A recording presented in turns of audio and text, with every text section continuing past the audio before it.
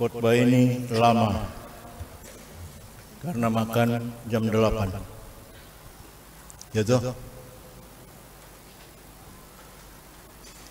Para peserta Papua Youth Day di Nabire yang terkasih, para pater, ibu bapak sekalian. Kegiatan seperti Papua Youth Day ini dimulai secara teratur, terstruktur, sistematis, dan melibatkan banyak sekali orang. Dimulai berkat jasa dari Bapak Paus Yohanes Paulus II dengan pokok-pokok pikiran yang menggugah dunia Katolik pada waktu itu. Sekitar tahun 1985,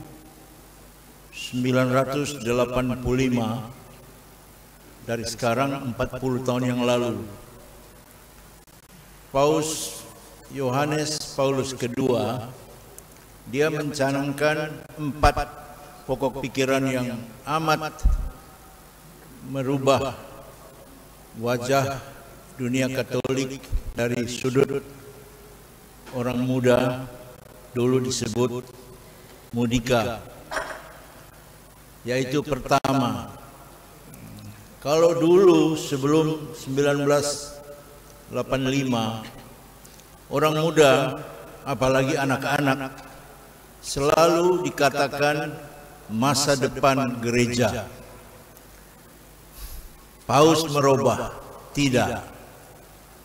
Orang muda, termasuk anak-anak, itu sudah gereja.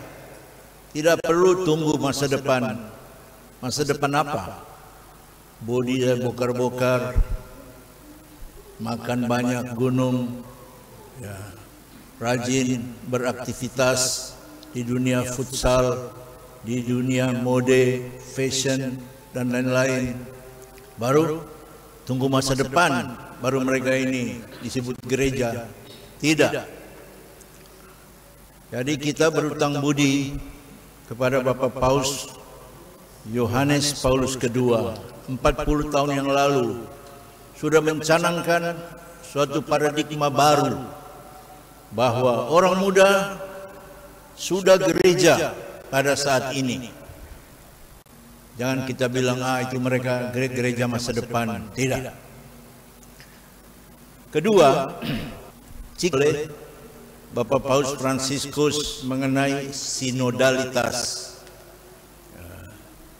Pandangan baru dari Bapak Paus semenjak bahkan sebelum 1985, kita adalah menggereja, kita adalah gereja, kita bersama.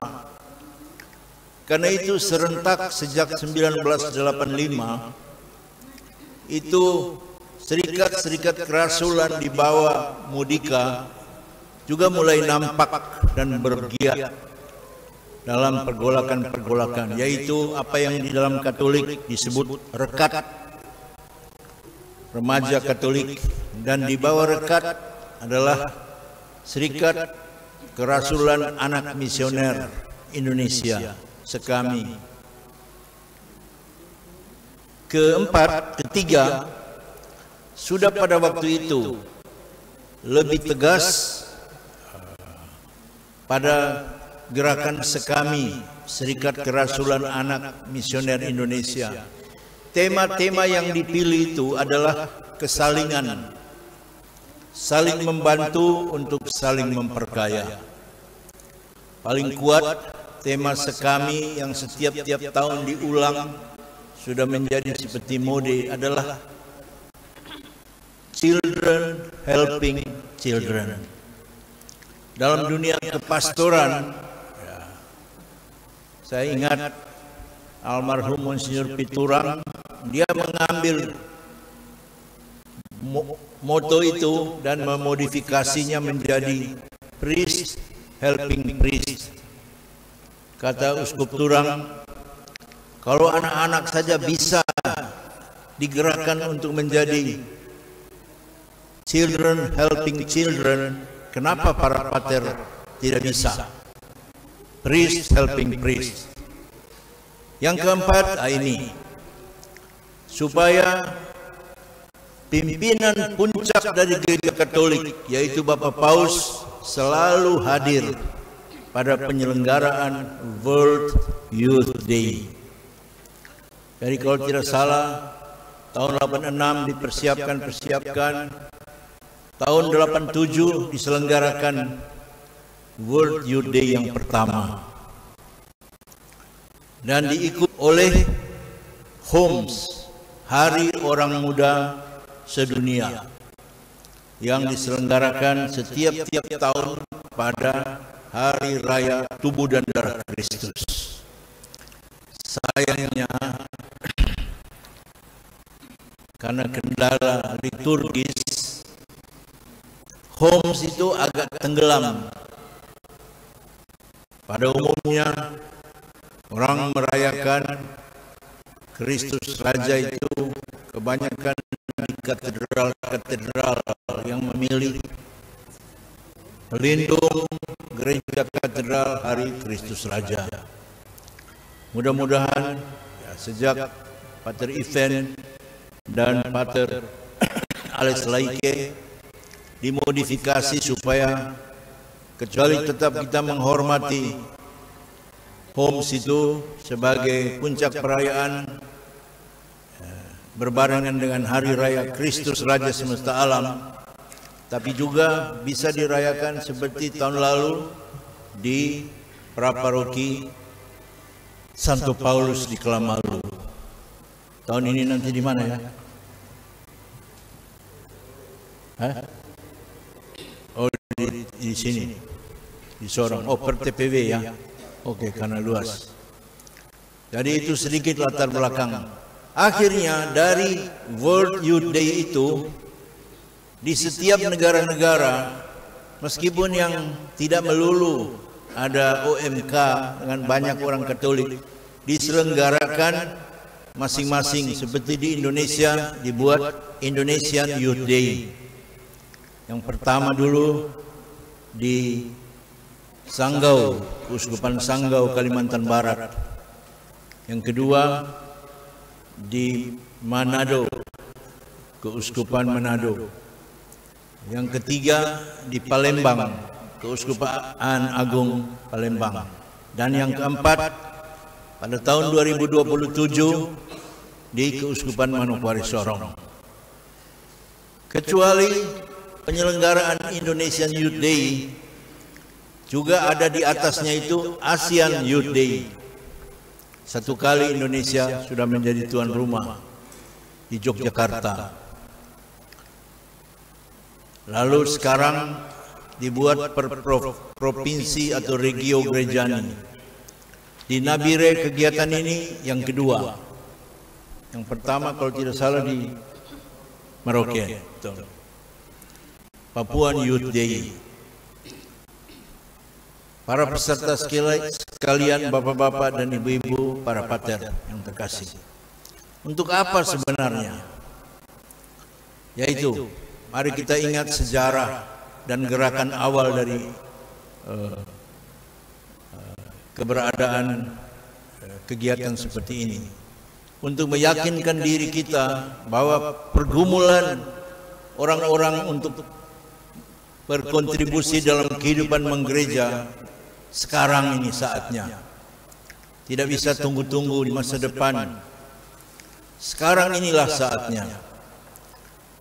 Karena sekarang kita boleh berkontribusi sesuai dengan umur dan peran kita di dalam kehidupan bermasyarakat, juga dalam menggereja. Maka harus menjadi yakin bahwa kontribusi itu menjadi besar karena pada umumnya jumlah orang-orang muda secara numerik banyak, yaitu alami ya. Orang tua yang paling kurang, orang tua ya banyak sudah mati, sudah asam urat dan lain-lain, rematik. Orang-orang dewasa juga mulai ke arah tua. Anak-anak di mana-mana makin kurang. Anehnya orang muda makin banyak. Akhirnya Paus Yohanes Paulus II dengan kenyataan-kenyataan baru ini memberi satu keistimewaan. Setiap penyelenggaraan World Youth Day, orang muda dari seluruh dunia ini berkumpul, Paus mewajibkan diri hadir. Yang paling banyak seingat saya dalam sejarah World Youth Day ini di Denver, Colorado, Amerika Serikat. Lebih dari 2 juta OMK hadir dari seluruh dunia. Mamai, bayangkan saja 2 juta manusia-manusia ini. Woi, Denver itu ya lumayan lah, kota besar. Kalau diselenggarakan di Sorong langsung tenggelam. Kapan? Ya toh? Air untuk mandi dari mana? Untuk kencing dan berak. Tiba-tiba 2 juta manusia dari seluruh dunia baru pakai bahasa apa? Ya bahasa roh sajalah. Tidak apa-apa. Nah, sekarang kita kembali. Pertama yaitu ya, menurut hemat saya, Paus amat secara langsung amat memperhitungkan, menghargai dan memberi tempat serta peranan kepada orang muda. Maka kepercayaan itu ya, memberi penghargaan, memberi hormat, dan memberi tempat kepada OMK untuk berperan dalam gereja, itu tidak boleh disia-siakan. Sama sekali tidak boleh disia-siakan. Bahkan harus dirawat sekian, dipelihara sekian, sehingga dia bukan menjadi beban atau tanggung jawab, sesuatu yang bikin cari repot dan gara-gara saja, tapi benar-benar yang menunjukkan kelas. Kedua, kita belajar dari hajatan yang sama di dunia ini, di mana-mana, meskipun tidak dengan kehadiran. Seingat saya dari Keuskupan Manokwari Sorong ini, kehadiran di World Youth Day hanya 1 kali saja, ketika diselenggarakan di Sydney. Ada 8 atau 9 OMK dari paroki sekarang Kokatedral Santo Agustinus. Mereka pergi ke Sydney. Yang lain-lain itu saya kurang terlalu tahu ya. Barangkali ada sebagai pribadi-pribadi 1 atau 2. Pada umumnya karena biaya yang mahal. Pada umumnya. Oleh karena itu, yang kedua dari kegiatan-kegiatan ini, para peserta sekalian, itu sering saya menyampaikan kepada para pengurus, Pater Ivan, Pater Alex, suka atau tidak suka, untuk menggerakkan semangat muda, untuk memberi mereka tempat, perhatian, dukungan, bukan hanya dengan kehadiran dan kegiatan-kegiatan orang OMK itu penting dan menjadi nomor 1, tapi harus segera memikirkan dan terus memikirkan supaya kegiatan orang muda ini amat memperhitungkan swadana. Dalam bahasa sederhana, supaya kelompok-kelompok OMK harus memiliki kas. Dan menurut hemat saya, upaya untuk memiliki kas ini tidak usah diajar-ajar oleh orang. Tidak usah juga dengan cara mengemis kepada orang tuamu, wali dan seterusnya. Harus diupayakan dengan swadana, dan kadang-kadang saya mengatakannya dengan swabodi. Dari badanmu tuh, contoh ya, pergi menyumbang darah di PMI. Kalau orang bayar, sumbanglah ke paguyuban OMK. Pergi membersihkan pasar di Remu. Pergi bergiat di lokasi-lokasi yang pasti dibiayai oleh penderma-penderma, dermawan, donatur dan seterusnya. Dalam skala yang paling sederhana dan kecil-kecilan, ya bikin basar. Kadang-kadang enak, orang beli banyak ya. Kadang-kadang basi, sebelum beli orang buang ludah lebih dulu. Tapi itu bagian dari evaluasi dan perbaikan-perbaikan. Jauh di ujung sana, para peserta sekalian, marilah kita meyakinkan diri bahwa tujuannya untuk mempertemukan segala energi positif yang baik, yang benar dan yang bertanggung jawab dari semangat dan darah muda. Dengan kata lain, kegiatan Papuan Youth Day seperti World Youth Day, Indonesian Youth Day selalu memiliki tujuan yang amat istimewa di ujung sana. Sehingga cara-caranya, modusnya memang ada performance, ada pertunjukan, kadang-kadang ada hura-hura, ada banyak cerita, dibumbui oleh sharing Alkitab dan seterusnya dalam rentetan waktu 3, 5, 7 hari. Tapi ada maksud yang besar di balik sana, sehingga orang-orang tidak boleh mengambil bagian dengan perasaan-perasaan, ini bikin rugi waktu, ini untuk buang-buang biaya. Tidak, sama sekali tidak ada rugi mengambil bagian dalam suatu ajang yang mempunyai tujuan besar di ujung sana untuk mempertemukan kita, untuk menjadikan ajang pertemuan ini sebagai bahan pembelajaran, kalau bisa yang menjadi pembelajaran seumur hidup. Oleh karena itu, marilah kita bersama-sama mengambil pokok-pokok pikiran ini sebagai bahan-bahan yang amat berharga untuk mensukseskan Papuan Youth Day yang diselenggarakan di Nabire dengan keterlibatan kita semua. Saya harus menghubungkan keterangan-keterangan ini khususnya dengan bacaan Injil yang diambil dari liturgi hari ini.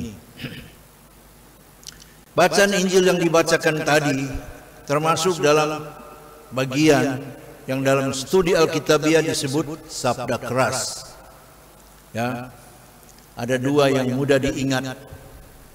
Ketika murid-muridnya bertanya, Yesus, engkau tinggal di mana? Baru Yesus beritahu, mari datang dan lihatlah. Di mana? Lalu sabda keras itu muncul. Mudah-mudahan Anda ingat ya. Serigala mempunyai liang, burung-burung mempunyai sarang, akan tetapi putra manusia tidak mempunyai satu batu pun untuk meletakkan kepalanya. Kalau kita baca baik-baik dan merenungkan perikop ini, kita malu toh? Malu atau tidak? Malulah. Terlebih pater-pater Yosef Olasabe paling malu ya, karena dia punya tempat tidur itu spring bed, pasti besar lah ya Pak. Jangan tipu, mengaku saja. Pater Levi juga pasti ya, bantal polo kiri kanan supaya badan jangan jatuh tuh. Apalagi OMK banyak cengeng tuh. Kalau tidur di lantai saja pemali katanya. Kecuali takut nyamuk, takut ulat, takut naga, dan seterusnya. Anda memakai imajinasi sendirilah. Tapi putra manusia, dia bilang, saya tidak mempunyai satu batu. Kalau bilang satu bantal ya masih oke lah. Ini satu batu untuk meletakkan kepala. Pertanyaannya, Pak Ceko istirahat bagaimana? Jalan-jalan mondar-mandir saja di tembok Berlin sampai habis waktu kah? Tapi sekali lagi, ini sabda keras. Sabda keras, satu. Yang pertama mendapat tantangan itu Petrus dan kawan-kawannya. Karena mereka yang bertanya tuh, hari-hari main ikut Tuhan Yesus terus. kau ini sebenarnya tinggal di mana? Tuhan Yesus beritahu, mari supaya kamu lihat. Tidak, di mana kau tinggal ini? Maka muncullah kata-kata itu. Dalam hidup ini, kalau kita tidak mendapat tantangan, semua seakan-akan rutin dan datar. Saudara dan saudari sekalian, ya kan? Dalam hidup ini, kalau kita tidak ditantang dari rutin dan datar itu, tiap-tiap hari ketinggian naluri kemuliaan manusia kita mengalami apa yang disebut dalam ilmu degradasi, menurun. Tidak ada tantangan, menurun kita. Orang macam mono-mono saja, tidak ada geliat untuk mengusahakan yang lebih baik dari hari kemarin menuju ke hari depan yang membahagiakan. Tanpa tantangan tidak akan sesuatu yang lebih baik dapat kita raih. Dalam bahasa teologis, tanpa tantangan tidak ada keselamatan. Tantangan yang paling besar itu Yesus harus melewati bukan hanya dosa dan kesengsaraan, melainkan juga maut. Sampai akhirnya ia menikmati kemuliaan kebangkitan, cahaya yang mencerdaskan. Sabda keras yang kedua hari ini kita dengar adalah seseorang yang mengikuti Yesus meminta izin supaya ia pergi dulu menguburkan ayahnya. Kata-kata Yesus menyinggung perasaannya. Biarkan orang mati menguburkan orang mati. Mamayo. Kalau Anda waktu itu diajari begitu oleh Yesus, pasti kamu jawab epen, sekas tinggal kau sudah. Tapi sabda keras yang kedua maknanya, kecuali dia itu menantang. Sabda keras selalu membutuhkan sekali kerja, dan kerja itu harus dengan karakteristik kuat, dengan penuh keyakinan, dengan penuh kerajinan, dengan penuh, kalau bisa, rasa bertanggung jawab yang meluap-luap. Karena itu, rekan-rekan muda, para peserta Papuan Youth Day, marilah kita menjadikan juga bagian dari dinamika acara dan kegiatan di Nabire yang dimulai sudah lama dalam persiapan-persiapan, juga sebagai bagian yang menantang dan memberi tugas dan tanggung jawab besar kepada kita untuk mencari alternatif-alternatif lain yang baik, yang memungkinkan kita, seperti tadi saya sampaikan, ikut terlibat, bertanggung jawab dan melihat tujuan yang luhur di depan sana yang harus kita lalui, yang perlu kita jalani sekuat-kuat kemampuan kita untuk memberikan yang terbaik dari bakat dan kemampuan kita orang-orang muda. Lumayan ya, sudah lama. Ini ada direkam di situ kah? Yang sampai viral lagi, saya malu. Terakhir ya, ucapan terima kasih. Atas nama keuskupan ini, saya mengaturkan banyak terima kasih kepada Anda semua, para peserta, dan saya lihat di daftar itu para pegiat dan para pater yang ikut serta mengambil bagian dalam Papuan Youth Day. Secara istimewa, tanpa kerja keras, koordinasi dengan pelbagai upaya dalam persiapan-persiapan OMK, mungkin tidak mungkin sebanyak ini dengan semangat dan antusiasme tinggi orang ikut merelakan diri, ikut mengambil bagian dalam Papuan Youth Day, yaitu tanpa kerja keras dari Pater Eventus Ivos Kocu. Betul, Event Kocu ini bukan kaleng-kaleng ya. Apalagi wakilnya yang bernama Alex Reynold Laike. si gondrong dari gua hantu. Ya toh, mereka dua ini duet maut ya. Event dengan energi yang berlebihan, pemimpin jai terbaik di seluruh Indonesia ini. Mungkin terlalu kapai, khusus di sentrum saja. Ya, goyang pantatnya itu seperti goyang pantat mama-mama Nabire.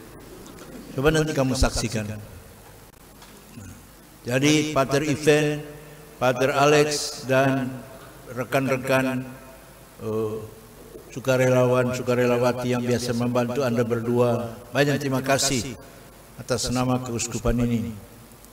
Kita memberi dukungan, mudah-mudahan bukan hanya melalui doa-doa yang hari ini kita selenggarakan, tapi pelbagai cara, apakah itu pergumulan pemikiran, apakah itu berupa materi, apakah itu berupa prospek dan alternatif yang harus kita gumuli bersama untuk membawa, sekali lagi ya, penghormatan, penghargaan kepada orang-orang muda masa kini Gereja Katolik. Amin, saudara. Dalam nama Bapa dan Putra dan Roh Kudus. Amin.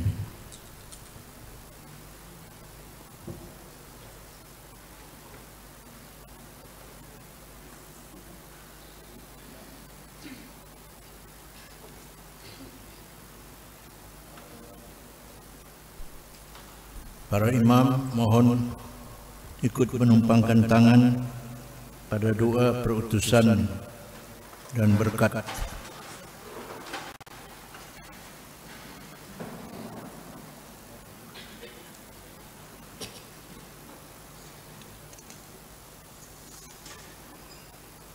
itu tadi sudah.